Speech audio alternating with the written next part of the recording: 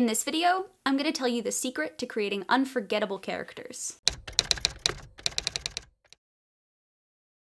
Think back to the most unforgettable characters you know. Picture them in your mind. What do they look like? For me, these characters are from the Harry Potter books. Harry, Ron, and Hermione are extremely distinct characters in my mind, as are supporting characters like Hagrid, Dumbledore, and He Who Must Not Be Named. There are other characters in books that have affected me. For example, Nicola Yoon's book Everything Everything was a fantastic young adult novel that I really loved. It is a book about a girl with SCID, or another immune disorder, who falls in love with somebody else outside her house, and she has to make all of these decisions about her life and following her heart versus knowing that she has this disease. It was beautifully written, it was beautifully illustrated. You really got to get in the head of Maddie, the main character. I loved following Maddie's journey, but I do admit that I had to look up the name of her character before writing the transcript of this video, and if you asked me to picture her in my mind, I wouldn't be able to do it. I know she was witty and smart. I liked her, but she wasn't memorable. Likewise, Triss from the Divergent series does not physically stand out to me in any way. I know she had blonde hair and was described as plain, but I don't really know what this means, and it doesn't conjure a strong image of her in my mind. So what's the difference between the characters that are memorable and described vividly and the characters that aren't? The most memorable characters have three things in common. The first is that they have one unique physical trait that is easy to visualize. The secret to J.K. Rowling's physical character descriptions is that she gives each character a unique physical presence. For example, Harry Potter himself has a lightning bolt scar. Hermione Granger has bushy brown hair. Ron Weasley has red hair, a face full of freckles, and hand-me-down clothes. Each of these characteristics is easy to visualize and does work building character. Harry's scar is not just a random scar.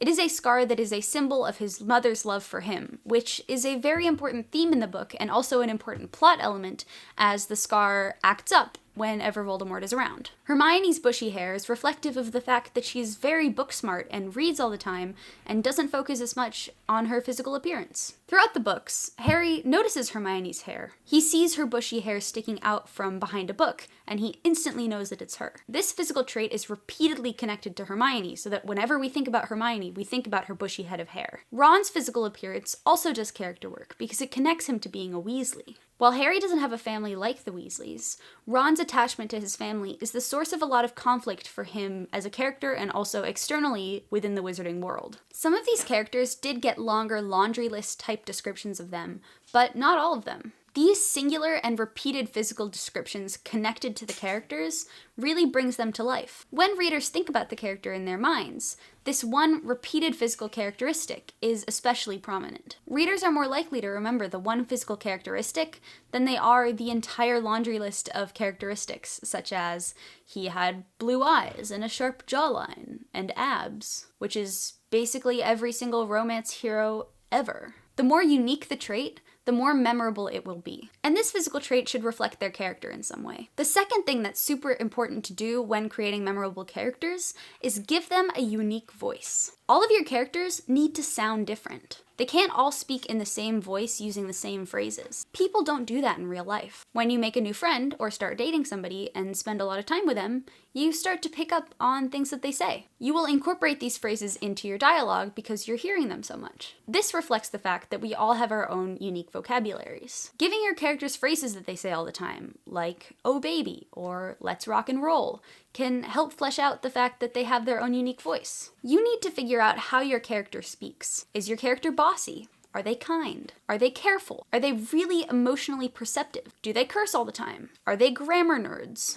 I highly recommend writing monologues in each of your characters' unique voices to get comfortable writing in their voices. That way you can isolate the way that they sound from each other. I usually do this after I write the first couple drafts and get the story nailed down, but what I like to do is I go through the book and give every single one of my main characters a different color and highlight all of their dialogue. Then I can go back and read only the dialogue and make sure that it fits their specific speech patterns. Eventually you'll get enough of a sense for what they sound like that you're not going to have to keep referencing the monologues, but it's an important exercise, and paying attention to voice is very important when you want your characters to sound like real people. And the closer they sound to real people that are interesting and dynamic, the more they're gonna stick with your reader. And the third thing you need to do to create a memorable character is give them mannerisms specific to them. Just like people have certain things that they say, they also have certain things that they do. Nervous tics. Maybe they crack their knuckles or lick their lips. Maybe they have quirks like they double knot their shoelaces. Some people are neat freaks and they need everything to be lined up in a particular way. Some people are pretty messy. If everyone has the same mannerisms and every single character in your book spends your book rolling their eyes and rubbing their shoulders, then it's gonna feel like a weird cast of robots and not like a cast of living, breathing humans. Think about the movie where Charles Dickens writes The Christmas Carol. This movie shows him basically sitting down with his characters, and as he's imagining them, they will sit down in chairs and he'll have conversations with them.